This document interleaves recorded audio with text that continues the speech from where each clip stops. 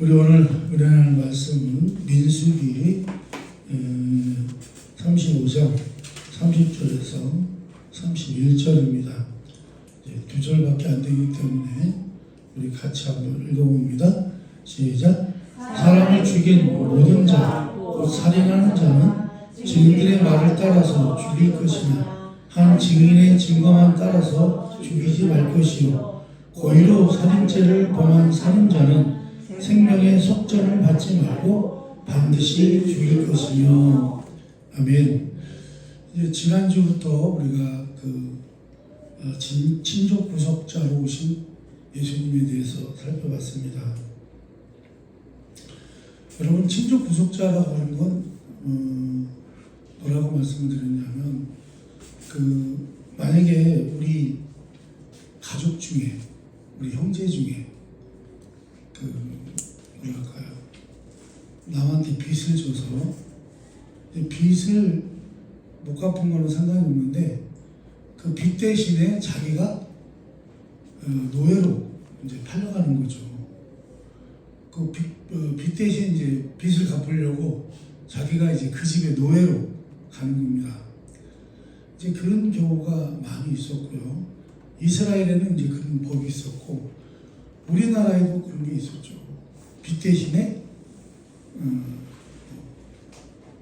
뭐라고 그래야지, 딸을 데려간다든지, 지금 같으면 인신매매죠, 큰일 나죠. 그러나 과거에는 그렇게 했어요. 빚 대신에 사람을 대신 데려가고 이랬는데, 이스라엘도 마찬가지였습니다.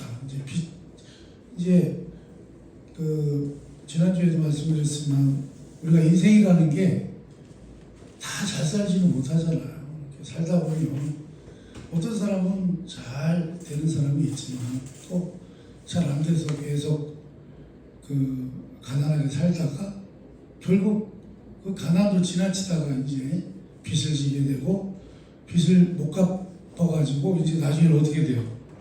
이제 남의 집에 뭐랄까요, 종살이까지 해야 되는. 이제 그런데 여기에 이제 친족 구속자라고 하는 율법이 나오는데, 이제 고엘이라고도 합니다. 이제 고엘 제도라고 하는데, 그게 뭐냐면, 이제 내 형제 중, 예를 들어서 내 형제 중에 너무 가난해가지고 그 빚을 갚지를 못해서 남의 집에 노예로 팔려갔어요. 팔려갔으면 가까운 친족 중에서, 형제들도 다 못살음을 할 수 없고, 그러니까 친족 중에서 그래도 좀 잘 사는 사람이 있을 거 아니에요, 그죠? 그러면 이 친족 구속자의 법칙이라는 게 뭐냐면, 그 사람에게 내가 대신 빚을 갚아주고 그 사람을 찾아오는 것입니다. 회복시켜주는 거예요. 그러니까 내가 회복시켜주는 거죠. 그러니까 뭐랄까요? 그러니까 친족 구속자라고 하는 것은 이제 엄밀히 이제 이렇게 얘기할 수 있겠어요. 어려움에 빠진 형제를 도와주도록 돼 있다, 그런 얘기죠. 그러니까 남의 빚 때문에 노예로 팔려가 있는 그 형제를 그냥 두고만 보면 안 된다는 거죠. 어떻게 해요? 형제 중에서, 또는 뭐 사촌 중에서, 가까운 친척 중에서 그렇게 지금 어려움을 당하고 있는 그 형제를 어떻게 해요? 구해줘야 된다. 구해주는 법이 있었다는 거죠. 그거를 뭐라고 한다고요? 고엘이라고 한다. 고엘 제도라고도 하고요, 친족 구속자라고 하고. 그러니까 그 사람을 도와줘야 될 사람을 뭐라고 그래요? 친족 구속자라고 한다는 거죠. 사실 이 고엘 제도라는 게 참, 어떻게 보면 성경은요, 이 고엘 제도로 되어 있는 거예요. 고엘 제도로. 그러니까 예를 들어서 이런 거죠. 옛날에 우리가 농경사회였을 때, 예를 들어서 이런 거예요. 농사를 졌는데 충청도에는 날씨도 좋고 여러 가지 환경이 좋아서 풍년이 들었어요. 잘 살게 됐어요. 이제 풍년이 들어서 수확량이 많아요. 풍년이 들었다는 얘기죠. 그런데 반면에 옆에 동네에 어떻게 해요? 예를 들어서 뭐 경상도라고 합시다. 경상도는 일기가 안 좋고 여러 가지 환경이 안 좋아서 어떻게 해요? 흉년이 들었어요. 흉년이 들어서 수확량이 부족해요. 그러니까 이제 국민들이 도민들이 먹고 사는 게 부족해요. 그러면 어떻게 해요? 고해제도라는 게 뭐예요? 충청도에서 풍년 들어서 남은 수확량을 어떻게 해요? 그거를 그쪽에 도와주는 것이다. 그런 얘기예요. 그러니까 여러분 참 좋은 법칙이죠. 그죠? 좋은 법칙이에요. 자, 이거를요, 다른 말로 하면 이런 것도 있어요. 만약에요, 형제가 못 사는데, 똑같은 형제라도요, 잘 되는 형제가 있고, 또 어려운 형제가 있고, 또 친척들도 마찬가지죠. 자, 그러면, 어려운 형제가 있을 때, 내가 잘 사는 형제는 어떻게 해야 되는 거예요, 원래는? 네? 도와줘야죠. 그게 법칙이라는 거예요. 그게 율법의 법칙이라는, 하나님 나라 백성들이 지켜야 될 법칙이라는 거예요. 자, 그런데 이 친족 부속자의 법칙이라는 게요, 이게 고해제도라는 게 범위가 넓어요. 범위가 넓은데 오늘 말씀에는 뭐죠? 오늘 말씀은요, 친족을, 그러니까 내 가까운 친족이 살인을 당했어요. 그러니까 누구한테 죽임을 당했어요. 죽임을 당했어요. 누군가 우리 형제를 미워해서 고의로 죽였어요. 그러면요, 그 사람은 살인을 범했잖아요. 그죠? 그러면 친족 부속자는 뭘 해야 되냐면, 이제 그걸 피해 보수자라고도 하는데, 우리 형제를 죽인 그 사람을 어떻게 해요? 그 사람에 대해서 뭘 해야 되죠? 사형 집행을 해야 될 의무가 있어요. 성경에 보면 생명은 귀한 거잖아요. 그렇죠? 생명을 죽인 자, 뭘로 갚을 수밖에 없어요? 생명으로 갚을 수밖에 없다는 거죠. 그래서 만약에 어떤 사람이 다른 사람을 죽였다면 죽임당한 사람의 가족에게 그들이 사랑하는 자의 죽음에 대해 어떤 속죄의 대가를 갚을 수 있는가 하는 것입니다. 인간은요, 하나님의 형상으로 지음을 받았기 때문에 그 생명은 신성한 것이다. 그런 말씀입니다.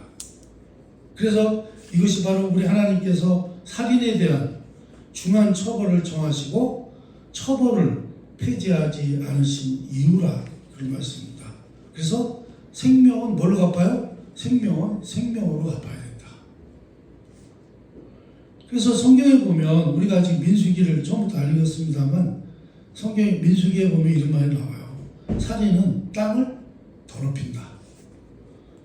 살인하면요, 그 살인자로 인해서 그 땅이 더러워진다는 거예요. 그래서 누군가 살해당했을 때 할 수 있는 유일한 속죄, 그 땅을 다시 깨끗하게 하려면 어떻게 해야 되느냐? 그 피 흘림을 받은 땅은 그 피를 흘리게 한 자의 피가 아니면 속함을 받을 수 없다. 그래서 그 사람을 죽인 자의 피로 그 땅을 정하게 할 수 있다는 것입니다. 근데 왜 목사님이 저런 얘기를 하시지? 이제 좀 뒤에 가면 나와요. 여러분, 살인자에 대한 것 중 하나님이 금지하셨던 것은요, 특별히 뭐죠? 고의로 사람을 죽이는 것. 고의로. 그래서 이런 자는 어떻게 해요? 우리가 좀 전에 본문에서 읽어봤습니다만, 이렇게 고의로 살인죄를 범한 자는 어떻게 해요? 생명의 속전을 받지 말라는 거예요. 속전이라는 게 뭐냐면요, 죄를 멸하고자 바치는 돈을 말합니다. 그러니까 옛날에는 내가 죄를 져놓고도 뭘로 대신해요? 돈으로 때웠단 말이죠. 그런데 다른 건 다 되지만 뭐는 안 돼요? 고의로 사람을 죽인 죄는요, 속전이 안 되는 거예요. 그거는 속전 받지 말고 무조건 어떻게 해라? 죽여라. 그 얘기예요. 오늘 말씀이. 그래서 그러니까 고혈제도라는 게 그거죠. 내 형제가 가난해져가지고 집을 다른 사람한테 팔았어. 살 집이 없어. 그러면 고혈제도는 어떻게 해야 돼요? 친족 중에서 한 사람이 어떻게 해요? 잘 사는 형제가 그 친족 구속자가 돼서 어떻게 해요? 가가지고 그 집을 사줘야 된다는 거예요. 다시 살아갈 수 있도록. 그 집에서 살아갈 수 있도록. 그리고요, 만약에 종으로 팔려갔으면 어떻게 해요? 종으로 팔려갔으면 또 친족 구속자가 어떻게 해요? 그 빚을 다 갚아주고 어떻게 해요? 그를 찾아와야 된다. 찾아와서 옛날처럼 정상적으로 살아갈 수 있도록 도와줘야 된다. 그 얘기입니다. 자, 그것처럼 생명도 마찬가지예요. 우리 형제 중에, 우리 혈족 중에 살인을 당한 사람이 있으면 그것은 생명으로 갚아줘야 했기 때문에 그 친족이 뭐예요? 피해 보수자라는 거예요. 그 피값을 받아내야 된다는 것입니다. 자, 근데 왜 이 얘기를 했느냐? 여러분, 우리 인간도 죽임을 당했죠. 우리 인류가 원래는 하나님이 우리를 지으셨을 때 우리 인간은 죽음이 있었나요? 없었나요? 우리 인간은 원래 사망이라고 하는 것을 모르는 존재였어요. 불멸의 존재죠, 원래. 그렇죠? 하나님 나라에서 영원토록 살아갈 수 있는 존재로, 하나님의 자녀로, 그러니까 하나님의 형상대로 지음을 받았잖아요. 여러분, 하나님의 형상이면 뭐예요? 신의 형상이잖아요. 우리가 신의 형상으로 지음을 받았던 자들이란 말이죠. 죽음을 몰랐어요. 그래서 애초에. 그런데 우리가 왜 죽게 되었습니까? 우리가 죽게 된 이유가 있어요. 왜 죽었죠? 사탄이 아담과 하와를 죄와 죽음으로 이끌었기 때문입니다. 왜요? 하나님 약속하셨잖아요.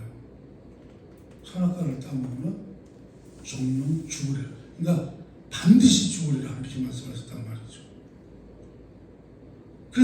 그런데 그런 아담과 하와에게 사단이 와서 그들을 속였고, 하와는 그 거짓말을 믿었고 그 나무 실과를 먹었고 그것을 아담에게도 주었습니다. 그래서 아담이 그것을 먹고 죽었고, 그와 함께 한 모든 인류도, 그러니까 아담의 후손들도 다 죽는 자가 됐다는 거예요. 죽음을 보는 자가 됐다는 거예요. 원래는 죽음이 있었어요, 없었어요? 우리 인간에게는 죽음이라는 게 없었어요.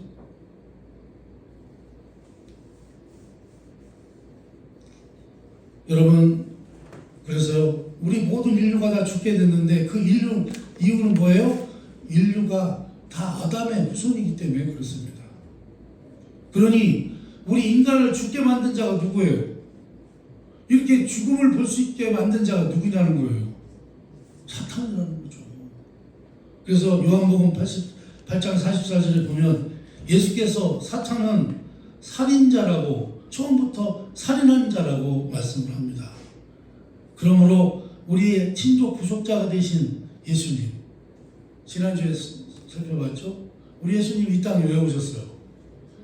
어떻게 하나님이셨던 분이 인간의 모습으로 오셨을까요? 그분은 그 하나님이라고 하는 신성도 가지고 계셨고 완전한 인간으로 오셨어요. 그래서 우리가 그걸 성육신이라고 그러는데, 그렇게 해서 그분은요 우리의 뭘로 오신 거예요? 친족 구속자로 오셨다는 거예요. 죄 때문에 다 죽을 수밖에 없는, 죽을 수밖에 없는 우리를 구원하시기 위해서 친족 구속자로 오셨습니다. 그래서 이제 우리 예수님께서 어떻게 해요? 우리를 죽인 누구의 피를 받아내야 돼요? 피값을 받아내야 돼요. 우리를 죽인 자가 누구라고 그랬어요? 사단이라고 그랬잖아요. 이제는 사단에게 사형을 집행함으로써 우리의 피를 보수해야 된다, 그런 말씀입니다. 우리의 친족 구속자 예수님께서 이 세상에 다시 오실 때 그분은요 파괴자 사단과 맞대면할 것이고 1000년 동안 그를 결박한 뒤 잠깐 동안 풀어줄 것이고 그리고 나서 우리의 피해 보수자로서 그분의 의무를 완수하실 것입니다. 사단은 이제 그의 타락한 천사들을 위해 준비된 불못에 던져져서 영원히 그곳에서 고통을 받게 될 것입니다. 사랑하는 여러분, 우리 하나님은 공정하세요. 그렇기 때문에 죄인이 자유롭게 될 수 없고요. 또한 그들의 압이 마귀도 그러합니다. 하나님께서 우리를 위해 보수하실 것입니다. 자, 그런데 성경에 보면요, 또 이게 재밌는 게 뭐냐면 그러면 우리 하나님을 믿는 사람들은 어떻게 해야 돼? 우리는 어떻게 해야 되냐 이거예요. 우리는 어떻게 살아야 되냐 이거예요. 우리도 원수 마귀와 맨날 지금 이제 영적 전투이긴 하지만 그러니까 싸워야 되는데 근데 성경은 우리에게 뭐라고 얘기하냐면 우리 스스로가 원수를 갚으려고 해서는 안 된다는 거예요. 신약 성경을 읽을 때 보면 우리는 서로 앙가품하거나 악을 악으로 갚아서는 안 된다는 말씀을 우리가 듣게 됩니다. 하나님께서는요 우리에게 원수를 사랑하고 악의를 가지고 우리를 이용하려고 하는 사람에게 오히려 선을 행하고 다른 쪽에 뺨도 돌려대라고 말씀합니다. 이제 이게 어려운 문제인데 로마서 12장 17절에서 21절을 한번 읽어봅니다. 시작. 아무에게도 악을 악으로 갚지 말고 모든 사람 앞에서 선한 일을 도모하라. 할 수 있거든 너희로서는 모든 사람과 더불어 화목하라. 내 사랑하는 자들아 너희가 친히 원수를 갚지 말고 하나님의 진노하심에 맡기라. 기록되었으되 원수 갚는 것이 내게 있으니 내가 갚으리라고 주께서 말씀하시니라. 내 원수가 줄이거든 먹이고 목마르거든 마시게 하라. 그리함으로 내가 숯불을 그 머리에 쌓아 놓으리라.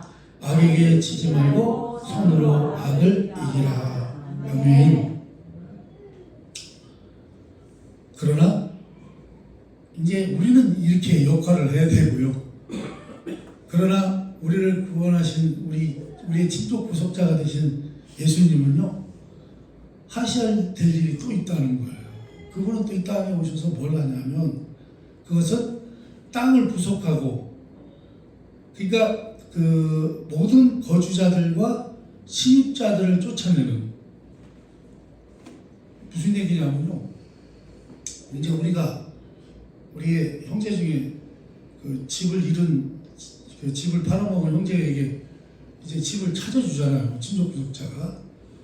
그럼 이제 거기에 지금 현재 살고 있는 사람들은 어떻게 해야 돼요? 이제 내보내야죠. 그죠? 내 형제를 살게 하기 위해서는 쫓아야 되잖아요. 그것까지 하신다는 거예요. 무슨 얘기냐면 이게 지금 영적 전투에서는 아주 중요한 내용인데 우리가 레위기서 25장 23절에서 25절을 한번 읽어봅니다. 시작. 토지를 영구히 팔지 말 것은 토지는 다 내 것임이라. 너희는 거류민이요 동거하는 자로서 나와 함께 있느니라. 너희 기업의 온 땅에서 그 토지의 부르기를 허락할지니 만일 내 형제가 가난하여 그 기업 중에서 얼마를 팔았으며 그에게 가까운 기업 물을 자가 와서 그의 형제가 판 것을 물을 것이요. 아멘. 자, 아담과 하와가 범죄했을 때 뱀은요 인류의 지배권뿐만 아니라 땅의 지배권도 가지게 됐다는 거예요. 여러분, 땅의 지배권은 원래 누가 갖고 있었어요? 우리가 갖고 있었잖아요. 우리 인간이. 여러분, 이 땅을 지배했던 자는 누구예요? 원래는 사탄이 아니라 누구예요? 하나님이 우리에게 맡기셨어요. 당신이 이 세상을 창조하시고요, 그 만물들을 우리 보고 다스리라고 하신 거예요. 그래서 우리가 다스렸었어요, 여러분. 그렇죠? 그거를 누구한테 뺏긴 거예요? 우리가 죄를 지면서.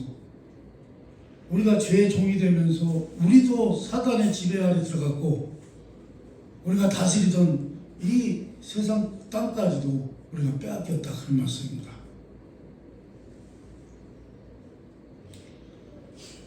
이것이 바로 사탄이 이 세상의 신과 통치자로 불려지게 된 이유인 것입니다. 그렇기 때문에 여러분, 사탄은 이 세상의 통치자입니다. 그러나 그것은 일시적인 지위일 뿐입니다. 결국 친족 구속자가 되신 예수님이 오셔서 어떻게 해요? 우리를 죄값으로부터도 속량해 주시고 우리가 잃었던 이 모든 것들을 다 어떻게 해요? 찾아주신다 그런 말씀입니다. 회복시켜 주신다는 거예요. 그래서 제가 오늘 말씀 제목을 모든 것을 찾아주시는 예수님 이렇게 이제 제목을 달았죠. 우리가 잃었던 모든 것들을 누가 찾아주세요? 우리 예수님이 찾아주신다 그런 말씀입니다. 여러분, 그래서 빚 때문에 팔게 된 기업을 다시 찾는 것이 친족 구속자의 책임이었다면 그는 또한 그 땅에서 모든 침입자들과 거주자들을 쫓아내야 하는 데에 필요한 힘과 권세를 가졌다는 것을 알 수 있는 것입니다. 여러분의 피해 보수자, 그러니까 우리의 친족 구속자께서 갈보리에서 시작하신 일, 그분이 십자가에 달려 죽으셨잖아요. 갈보리에서. 그 일은요, 그분께서 이 땅을 다시 찾으실 때 완전하게 달성하실 것입니다. 그분께서 모든 무단 거주자들을 쫓아내실 것이고 사단은 불못에 던질 것입니다. 그러니 우리가 잃어버린 모든 것들을 어떻게 해요? 회복할 수 있다는 거예요. 아멘 하시기 바랍니다. 여러분 그냥 좋잖아요. 이런 말 들으면. 여러분, 갈보리에서 죽으심과 부활하심으로 사단은 더 이상 여러분에 대해서 어떤 권리나 합법적인 권위를 갖고 있지 않습니다. 어떻게 해요? 어떻게 해서 그렇게 됐어요? 여러분이 치러야 할 죄에 대한 빚이 우리 예수님께서 완전하게 갚아주셨기 때문입니다.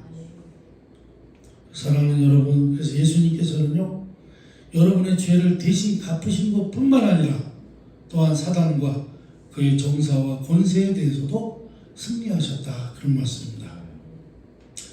그래서 이제 복음서에 보면요, 귀신 들린 자하고 예수님이 만나는 장면이 많이 나오는데 귀신들도 이렇게 우리 예수님을 보면서 뭐라고 그래요? 예수님 보고 뭐라 그러죠? 당신은 지극히 높으신 하나님의 아들이십니다. 이렇게 이래요. 누가? 귀신들이. 그러면서 그들이 막 예수님을 보면서 소리를 질러요. 아니, 당신은 나와 무슨 상관이 있습니까? 제발 하나님 앞에 맹세하고 저를 괴롭게 하지 마옵소서. 귀신이 지금 이 땅을 그 악한 놈들이 지금 장악하고 있잖아요. 왜요? 사단이 이 세상의 왕이 되는 바람에. 여러분, 그 귀신들이요, 그래서요, 무단하게 허락도 없이 지금 누구 몸속에 들어가 있어요? 귀신들이요. 사람 몸속에 들어가 있는 것입니다. 무단 점거를 하고 있는 거예요.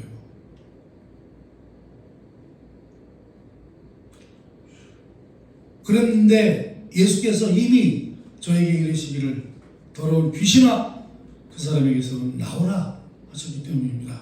이거는 뭐죠? 우리 예수님이 누구시기 때문에 그래요? 친족 구속자시잖아요. 우리 속에 무단 점거하고 있는 귀신을 어떻게 해요? 이제 다 빚을 갚아주셨기 때문에 어떻게 해요? 너는 이제 거기에 거주할 이유가 없다. 나가라 이거예요. 여러분, 그래서요, 우리가요, 예수의 이름으로 귀신을 내쫓을 때 나가는 것을 믿으시기 바랍니다. 그래서 우리는 귀신이 무섭지 않아요. 그렇잖아요?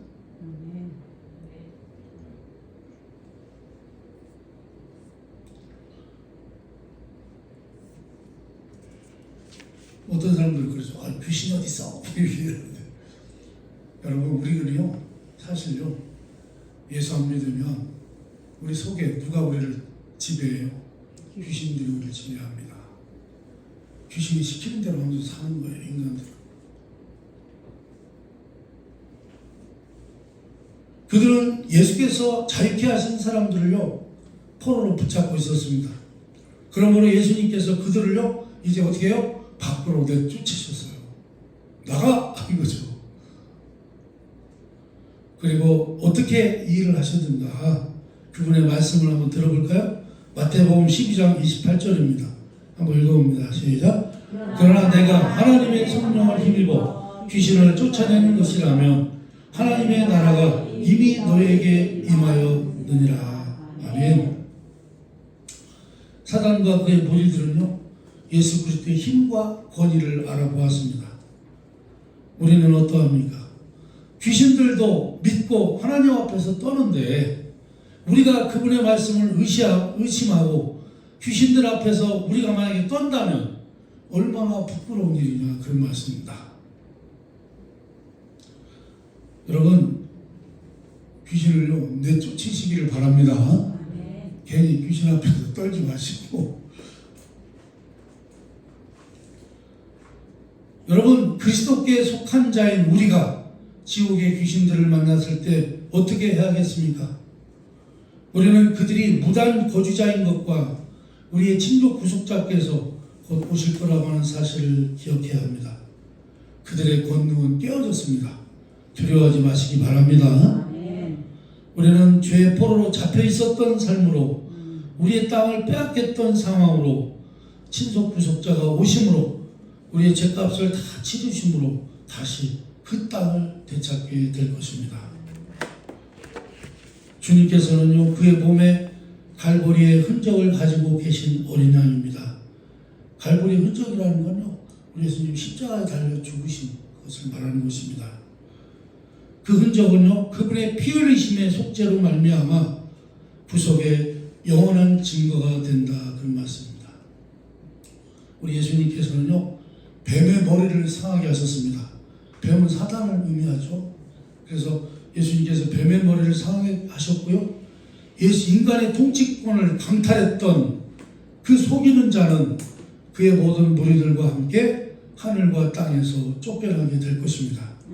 왜냐하면요, 어린 양께서 우리에게 원래 인간에게 맡기셨던 이 땅의 권리 증서를 다시 취하셨기 때문입니다. 그래서요, 여러분, 구원에 있어서는요, 결정적인 두 가지 교리가 있는데 그것은 우리 예수님의 신성과 우리 예수님의 인성입니다. 사단은요, 우리 예수 그리스도의 신성을 증오합니다. 싫어해요. 왜요? 신성의 성육신, 그러니까 우리 예수님이 하나님이셨지만 인간으로 오셨잖아요.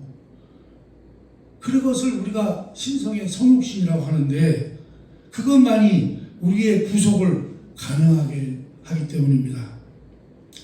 사실 인간이 죄를 지었을 때 오직 무죄한 인간만이, 그러니까 죄 없는 인간만이 죄 있는 인간들을 대신 이제 구속할 수가 있는데, 우리가 늘 말씀드리지만 죄의 영역에서 벗어난 죄인이 아닌 인간은 존재하지 않았다, 그런 말씀입니다. 모든 인간이 다 죄인이었어요. 그것은 왜요? 우리 조상의 계보를 아담에게서 찾을 수 있기 때문입니다. 그러므로 하나님께서 그의 은혜로 완전하신 하나님이시자 완전하신 인간이 되신 그분의 아들을 보내시기까지 모두가 다 아담에게 연합되어 그를 머리로 그 아래서 살아왔습니다. 이제는, 그런데 문제는 뭐예요? 이제는 예수님이 바로 우리의 머리가 되신 것을 믿으시기 바랍니다. 예수께서 완전한 인간이 되셨을 때, 그러니까 우리 예수님이요, 친족 구속 이 땅에 오셔서 우리의 모든 것을 해결하시면서, 그래서 우리가 뭐라고 얘기하죠? 지난 몇 주 전에도 살펴봤습니다만, 우리는 예수님과 함께 하늘의 안침을 받았다고 얘기했죠. 우리 발은 땅을 디디고 있지만 우리는 실제로 어디에 앉아 있다고 그랬어요? 하늘에 앉히신 바 됐다고 그랬어요. 그러니까 그 말을 하니까 아이고 어떻게 그럴 수 있는가? 그렇게 얘기할 수 있는데 뭐라고 그랬어요? 우리 예수님이 우리의 뭐가 되신다고 그랬죠? 우리 예수님은 교회의 머리가 되시고 우리는 뭐예요? 교회의 몸이잖아요. 그러면 우리 하나님이 지금 하늘 보좌에 계신데 우리는 지금 어디 있는 거예요? 우리도 하늘 보좌에 있는 거예요. 그분의 머리가 되시고 우리 그분의 몸이잖아요.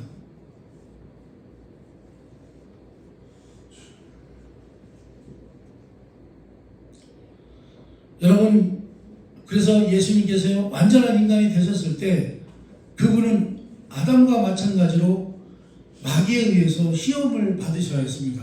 이제 이게 통과가 됐는데 만약 예수께서 결코 시험에 지지 않으신다면 그분은 무지한 상태로 남게 되고 흠도 없고 점도 없는 하나님의 어린 양이 되실 수 있지만 되실 수 있고 우리를 죄와 죽음에서 구속하실 수 있습니다.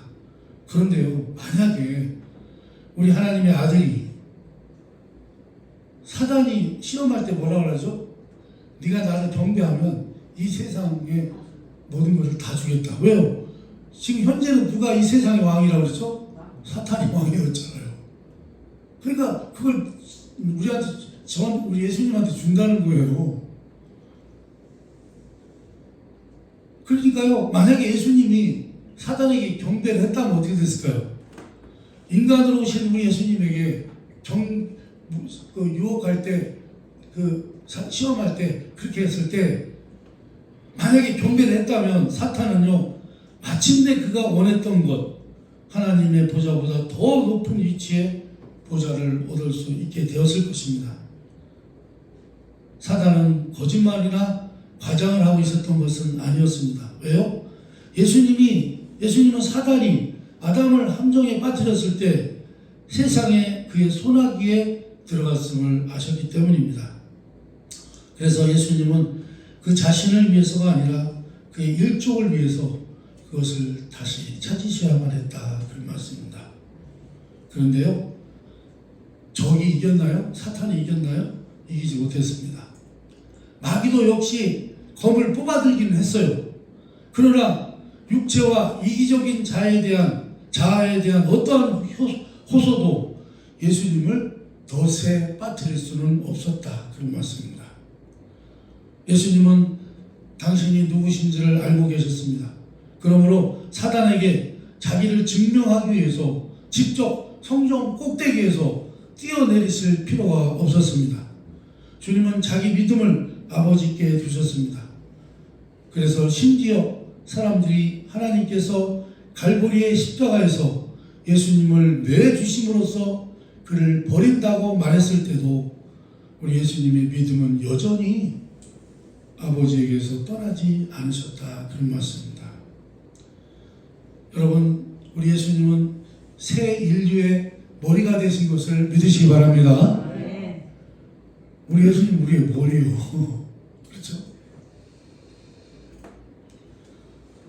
새 인류의 머리가 되신 예수님은 유혹에 지지 않으셨습니다.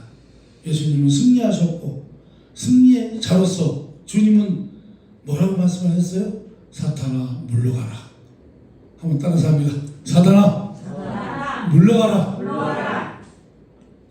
그래서 사탄은 떠나야만 했습니다.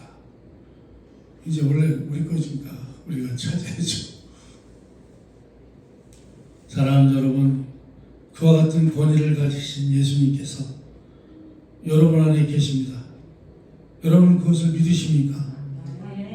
그렇다면 예수께서 살아가셨던 것처럼 여러분도 살아가시기를 바랍니다. 예수님이 하셨던 것처럼 여러분도 그렇게 하시기를 바라고요. 그분의 권위로 행하시며 살아가시기를, 그래서 다 승리의 인생을 살아가시기를 주님의 이름으로 축원합니다. 기도하겠습니다.